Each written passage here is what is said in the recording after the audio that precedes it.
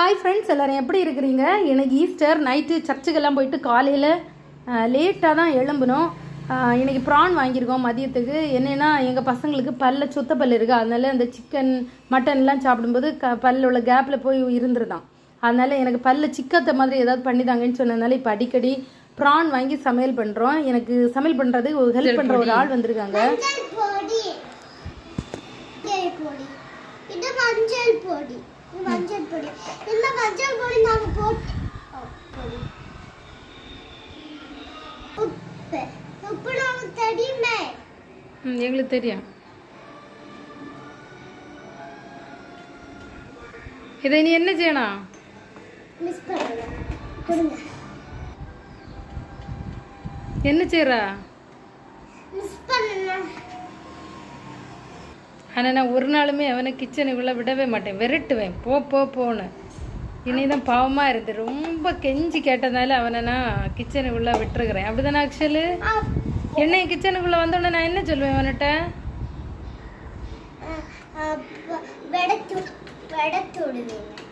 விடட்டி விடுவேன். சரியா சொல்லதான் தெரியல. சரி, ஓகே. நீ எத்தனாம் கிளாஸ் போக போகிற ஆக்சுவல்?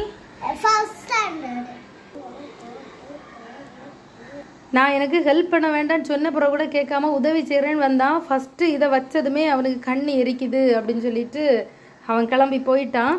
இந்த ப்ரானை இந்த பிரியாணிக்கு ரொம்பவே பொரிக்க வேண்டாம், ஒரு பாதி கொஞ்சமாக பொரியிற அளவுக்கு பொரிச்சாச்சு.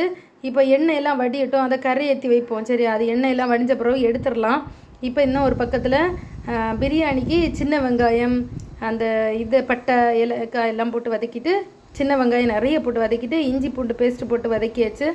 இன்றைக்கி எனக்கு சமையல் பண்ணுறதுக்கு என் ஹஸ்பண்டு, என் பசங்க எல்லாருமே ஹெல்ப் பண்ணாங்க. சரியா, நான் மட்டும் சமையல் பண்ணேன்னா 1 மணிக்கே முடிஞ்சிடும்.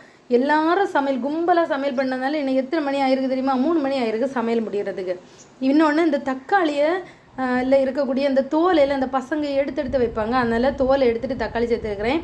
அப்புறமா மல்லி இலை, புதினா இலை, அப்புறமா கொஞ்சமாக மிளகாத்தூள், 1 ஸ்பூன் போல் பிரியாணி மசாலா சேர்த்துருக்கிறேன். அவ்வளோதான். அப்புறமா ஒரு 3 ஸ்பூன் தயிர் சேர்த்துருக்கிறேன்.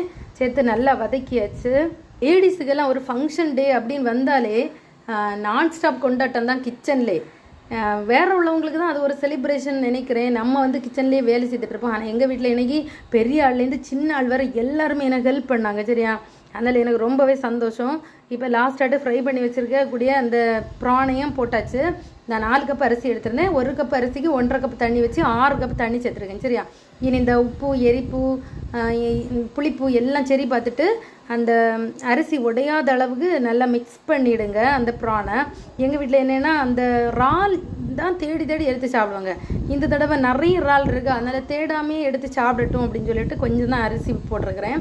அப்புறம் என்னென்னா சமைச்சிட்டே இருக்கும்போது ஐஸ்கிரீம் வாங்கிட்டு வந்தாங்க. எனக்கு ஐஸ்னால் நல்லா பிடிக்கும். சரி, அந்த சாக்லேட் ஃப்ளேவர், மேங்கோ ஃப்ளேவர்லாம் நல்லா பிடிக்கும். அதையும் சாப்பிட்டாச்சு. இப்போ ப்ரெஷர்லாம் போன பிறகு திறந்து பார்த்தா ஒன்றுக்கு ஒட்டாமல் சூப்பர் டேஸ்ட்டாக நல்ல வாசனையாக இருந்தது. பிரியாணி ரெடி ஆயிடுச்சு. பார்த்தா உங்களுக்கே தெரியும்.